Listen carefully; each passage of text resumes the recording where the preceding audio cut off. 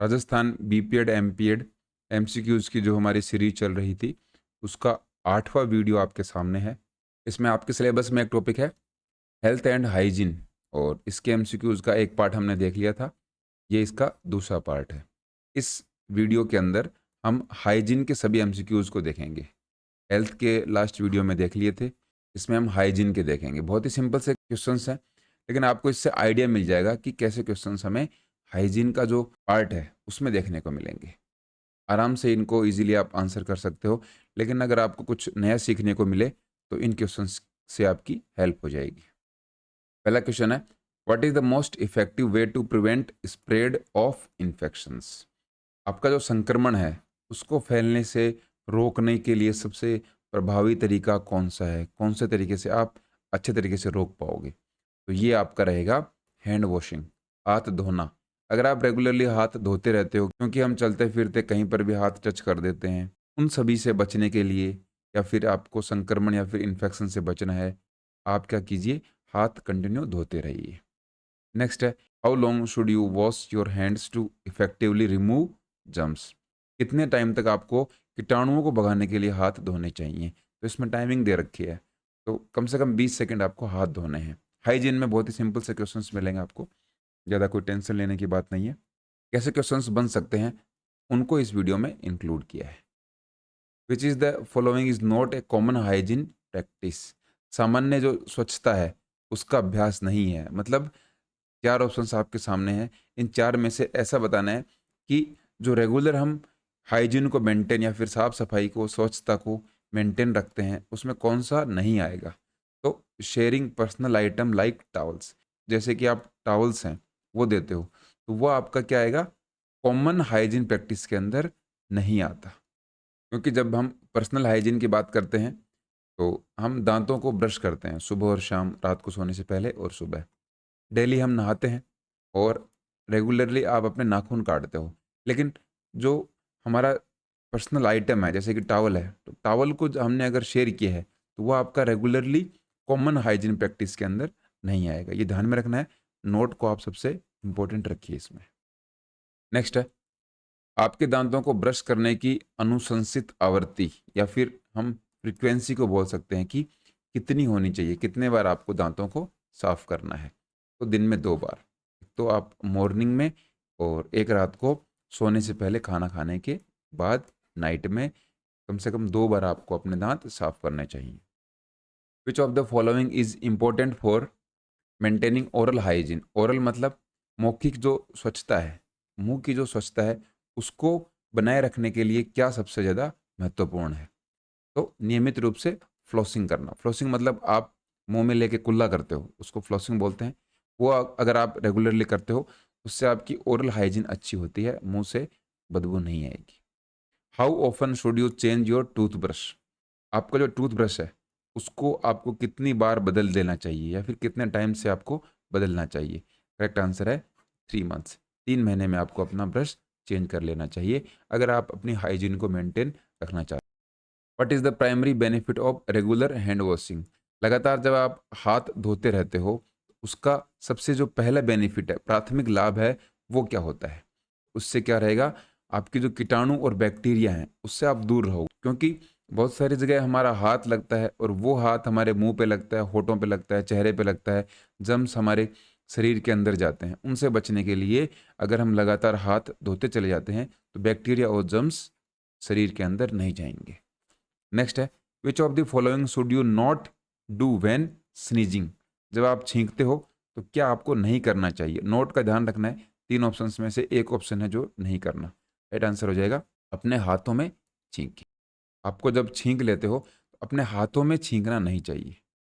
कोई टिश्यू ले सकते हो ना, कोहनी पे छींक सकते हो, क्योंकि कोहनी आपकी जगह जगह टच नहीं होगी, आपकी वजह से और किसी को संक्रमण नहीं फैलेगा। तो टिश्यू को तुरंत फेंक दें, ये भी नहीं होगा। अपने हाथों में छींकें, ये क्या करना है, नहीं करना है।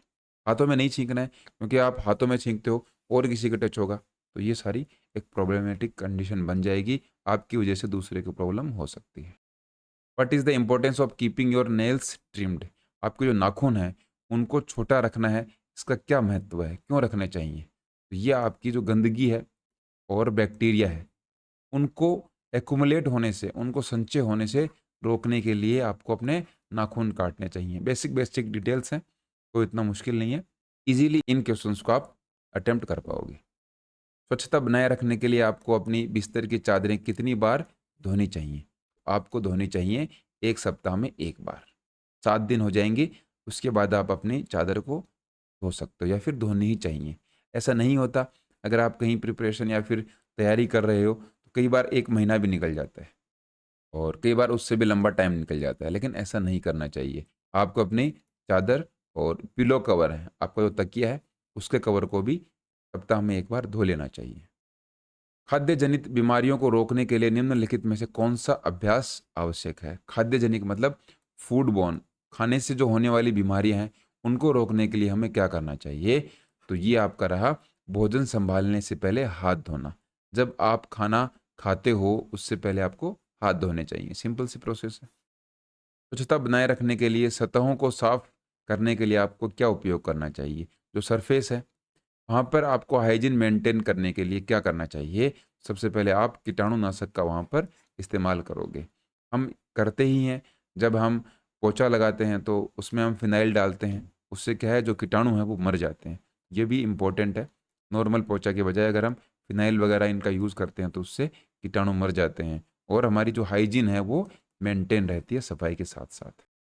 उचित व्यक्तिगत स्वच्छता बनाए रखने के लिए आपको कितनी बार स्नान करना चाहिए? नहाने के बारे में पूछा गया है, कितनी बार करना चाहिए? तो आपको डेली नहाना चाहिए।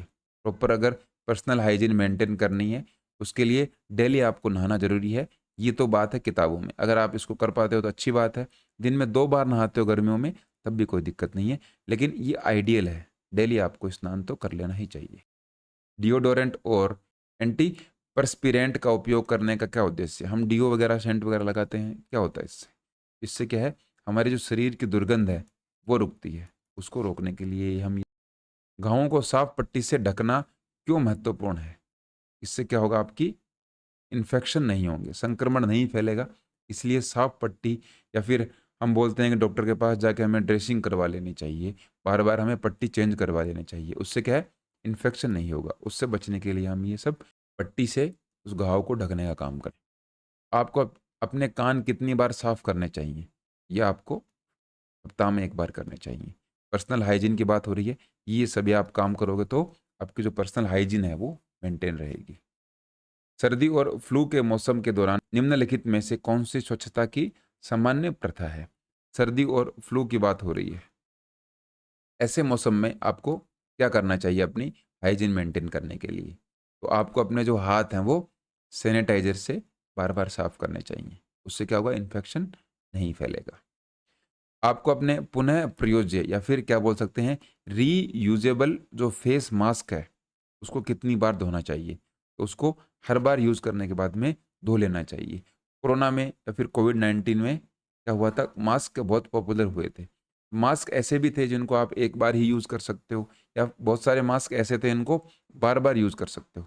बार-बार यूज़ करने वाले जो मास्क हैं, उनको हर बार यूज़ करने के बाद में आपको वॉश करना चाहिए। अभी भी यूज़ कर सकते हो, डस्ट वाली जगह है, वहाँ पर आप मास्क लगा के जा सकते हो, बेनिफिशियल होंगे आपके लिए वो। खाने से पहले फलों और सब्जियों को धोने का क्या महत्व है? हम क्यों धोते हैं? तो ये हम कीटनाशक और गंदगी को हटाने के लिए धोते हैं। गंदगी तो मिट्टी वगैरह और सारी गंदगी है, वो आ जाएगी, और कीटनाशक हैं, जब वो फल और सब्जियाँ बन रही हैं या फिर उनके ऊपर जब दवाई डाली जाती है, वो दवाई जब हटानी हमें होती है, तो उसके लिए हमें उनको धो लेनी चाहिए। पेस्टिसाइड्स बोलते हैं, जो हम क्रॉप्स होती हैं, हमारी जो वेजिटेबल्स होती हैं, अनाज होते हैं, उनमें हम जो दवाइयाँ या फिर यूरिया डालते हैं, उसको हटाने के लिए धोना ज़रूरी है। निम्नलिखित में से कौन-सा सार्वजनिक शौचालयों में अच्छी स्वच्छता पद्धति है? तो वो क्या है? Using a paper towel to turn off the tap, नल बंद करने के लिए पेपर टॉवल का उपयोग करना। उससे क्या रहेगी? हमारे जो शौचालय हैं, पब्लिक जो रेस्टरूम है, वो अच्छी तरीके से स्वच्छ रहेंगे। त्वचा की स्वच्छता बनाए रखने के लिए आपको अपने मेकअप ब्रश को कितनी बार साफ करना चाहिए? मेकअप ब्रश महिलाओं के लिए है, उसको साफ आपको सप्ताह में 1 बार कर लेना। टूथब्रश को जहाँ पर आप रखते हो, उसके लिए सबसे जो अच्छा तरीका है वो क्या है? तो ये आपका है, keeping it upright in A holder. Holder में आपको सीधे रखना चाहिए। सीधे मतलब इस तरीके से। ऐसे अगर रहेगा तो वो सही नहीं है। दरवाजे के हैंडल जैसे सार्वजनिक सतहों को छूने के बाद क्या अच्छा व्यवहार अपनाया जाना चाहिए? अगर आप कोई पब्लिक सरफेस है, शॉपिंग मॉल है, बस स्टैंड है या फिर किसी दुकान में जाते हो, तो पब्लिक प्लेस जहाँ पर लोग ज़्यादा आते हैं, उनको अगर आपने टच कर लिया है, डोर हैंडल को आपने छू लिया है, उसके बाद आपको क्या करना चाहिए? तो उसके बाद आपको हैंड सैनिटाइज़र का उपयोग करके अपने हाथों को धोना चाहिए, जिससे क्या है जर्म्स और बैक्टीरिया आपके हाथों पर नहीं लगेंगी। निम्नलिखित में से कौन-सी प्रथा मासिक धर्म के दौरान अच्छी स्वच्छता बनाए रखने में मदद करती है? मेंस्ट्रुएशन के टाइम पर अच्छी हाइजीन मेंटेन करने के लिए क्या करना चाहिए?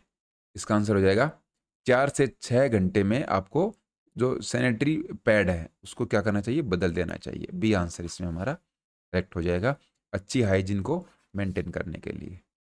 सिर की स्वच्छता बनाए रखने के लिए आपको अपने बाल कितनी बार धोने चाहिए? स्कैल्प सिर को बोलते हैं, जो आपकी स्किन है, उसको स्कैल्प बोला जाता है, सर की स्किन को। उसकी हाइजीन मेंटेन करने के लिए आपको 2 से 3 दिन में अपने बालों को धोना चाहिए। ये फीमेल्स के लिए है, मेल तो डेली बालों को धोते ही हैं। एथलीट फुट की रोकथाम के लिए निम्नलिखित में से कौन-सा आवश्यक है? एथलीट फुट हो जाता है, उसके लिए हमें पैरों को सूखा और साफ रखना चाहिए। एथलीट फुट की एक प्रॉब्लम होती है, आपके पैर जितने सूखे और साफ रहेंगे, आपके लिए वो अच्छा रहेगा। बारिश के मौसम में ये प्रॉब्लम देखने को मिलती है। निम्नलिखित में से कौन-सा भोजन तैयार करने में प्रमुख स्वच्छता पद्धति है? फूड को हम प्रिपेयर कर रहे हैं और इसमें हाइजीन को मेंटेन करने के लिए हमें क्या करना चाहिए? तो भोजन सँभालने से पहले हाथ धोना। जब आपके पास भोजन हो, उससे पहले आपको हाथ धोने चाहिए। आप खाना बना रहे हो या फिर खाना खा रहे हो, उससे पहले आपको हाथ धोना ज़रूरी है। आपको दरवाजे के हैंडल और लाइट स्विच जैसी सामान्य रूप से छुई जाने वाली सतहों को कितनी बार कीटाणु रहित करना चाहिए? आपको क्या करना चाहिए? उनको डिसइन्फेक्ट करना है।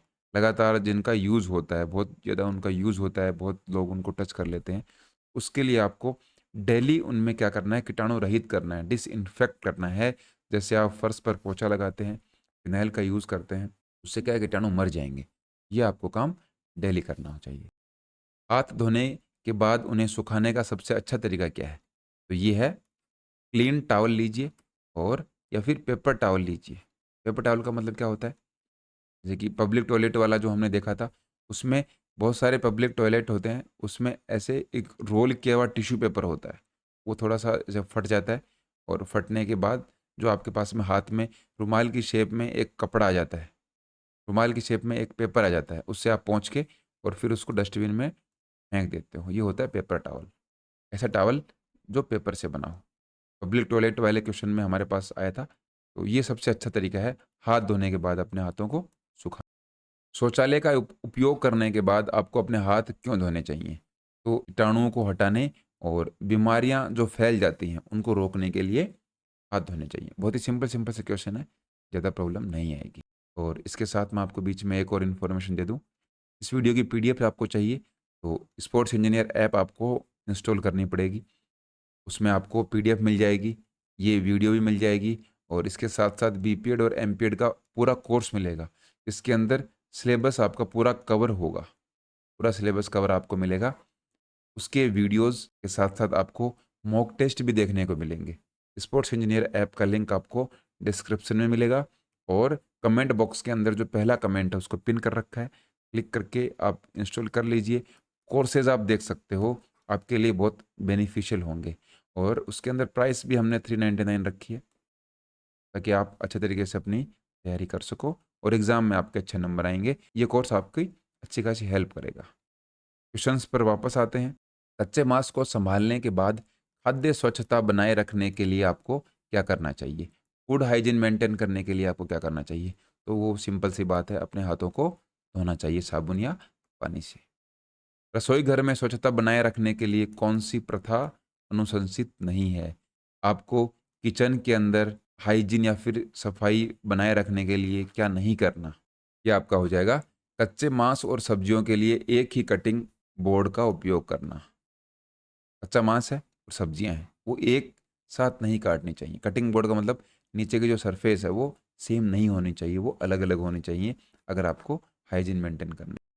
स्वच्छता बनाए रखने के लिए आपको अपने स्नान तौलिए, जिस तौलिए से आप नहाते हो, जिस टॉवल से आप नहाते हो, उसको कितनी बार बदल लेना चाहिए। तो 3-4 उपयोग के बाद में आपको बदल लेना चाहिए। बदलने का मतलब ये नहीं है कि आप नया टॉवल लेकर आ जाओगे। 3-4 बार यूज़ करने के बाद उसको आपको वॉश कर लेना है, धोना है, उसके बाद ही इसको यूज़। आपका रेज़र है और टूथब्रश है। ये जो चीज़ें हैं, इनको शेयर नहीं करना चाहिए। राइट आंसर हो जाएगा कीटाणु और संक्रमणों के प्रसार को रोकने के लिए।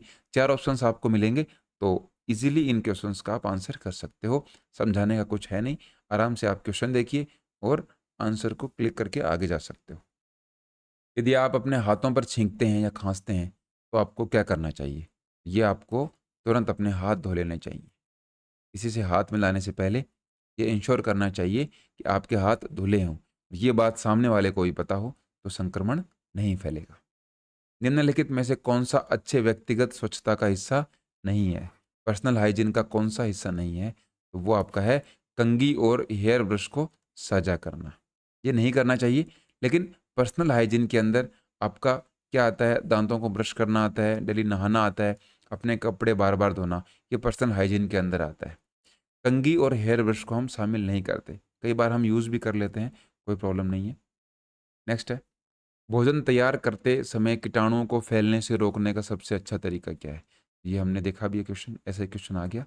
हाथों और सतहों को बार बार धोएं, अपने हाथों को धोएं और जहाँ पर खाना बन रहा हो उस सरफेस को भी हमें साफ कर लेना चाहिए।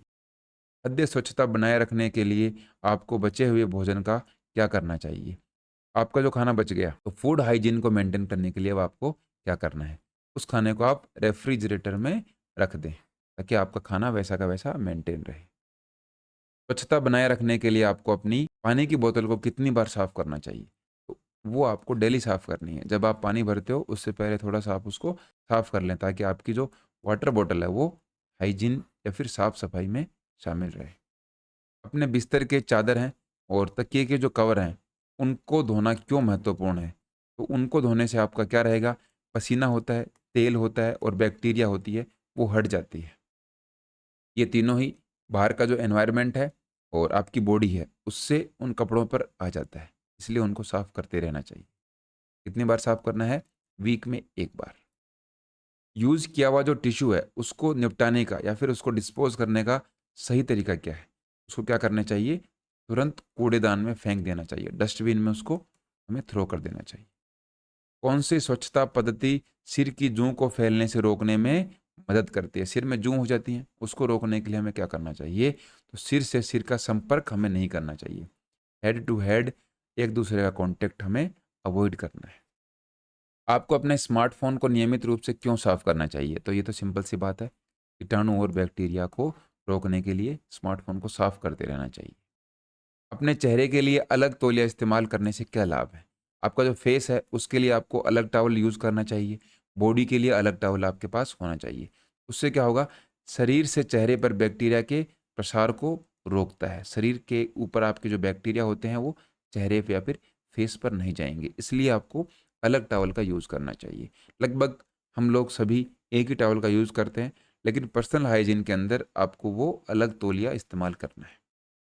कौन सी स्वच्छता पद्धति शरीर की दुर्गंध को रोकने में मदद करती है? आपकी जो बॉडी की ऑडर है, बॉडी की जो स्मेल है, वो रोकने के लिए हम डिओडोरेंट या फिर इसको हम डीओ बोलते हैं, उसको यूज़ करते हैं और नियमित रूप से स्नान करते हैं। पसीना आ जाता है, स्मेल हमारे बॉडी के अंदर से अच्छी नहीं आती, हमें नहाना चाहिए और डीओ का भी यूज़ हम रेगुलर करते हैं, कर लेना चाहिए थोड़ा बहुत, उसमें कोई प्रॉब्लम नहीं है।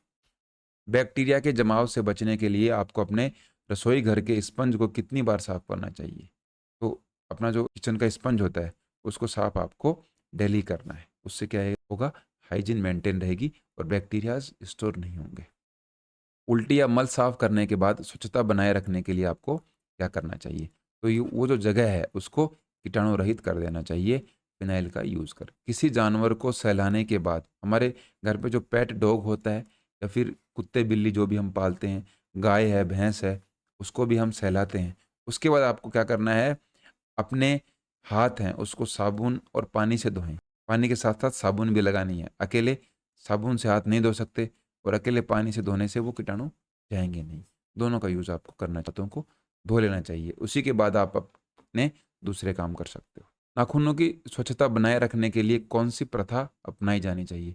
तो नेल की जो हाइजीन है, नाखूनों की जो हाइजीन है उसको मेंटेन करने के लिए आपको रेगुलरली अपने नाखून को काटना चाहिए, क्योंकि नाखून के अंदर मिट्टी और बैक्टीरिया जमा हो जाते हैं, वो आपके खाने के अंदर जाएंगे, बॉडी के अंदर जब जाएंगे तो उससे फिर प्रॉब्लम्स होंगी, बीमारी भी हो सकती है।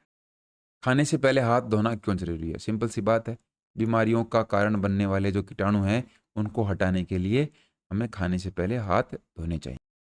तो ये छोटी-सी वीडियो थी हाइजीन के ऊपर। हाइजीन के जो भी पॉसिबल क्वेश्चंस आपके एग्ज़ाम में आ सकते हैं, उनको इन 50 क्वेश्चंस में इंक्लूड किया है। लगभग क्वेश्चन आपको इन्हीं में से देखने को मिल जाएँगे। अगर इनमें से क्वेश्चन नहीं आते हैं, तब भी इनसे रिलेटेड क्वेश्चंस आपको मिलेंगे। ये जो एमसीक्यू सीरीज़ है, ये इसीलिए है कि आपको एक आइडिया हो जाए कि एग्ज़ाम में क्वेश्चन पेपर है वो किस तरीके का आएगा। बाकी अगर आपको पूरी डिटेल कोर्सेज़ की चाहिए, तो स्पोर्ट्स इंजीनियर ऐप आप इंस्टॉल कर लीजिए।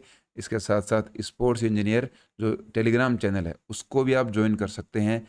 उसका लिंक आपको डिस्क्रिप्शन में मिल जाएगा, या फिर टेलीग्राम ऐप के ऊपर आप स्पोर्ट्स इंजीनियर टाइप करोगे, अपना चैनल आपको मिलेगा। वहाँ पर सारी अपडेट्स आपको मिलती जाएँगी कि कब-कब, कौन-कौन सी एक्टिविटीज़ बीपीएड, एमपीएड या फिर नेक्स्ट जो कॉम्पिटिशन्स एग्ज़ाम आने वाली हैं, उनसे रिलेटेड सारी इन्फॉर्मेशन वहाँ पे शेयर की जाती है। फिलहाल इस वीडियो में इतना ही।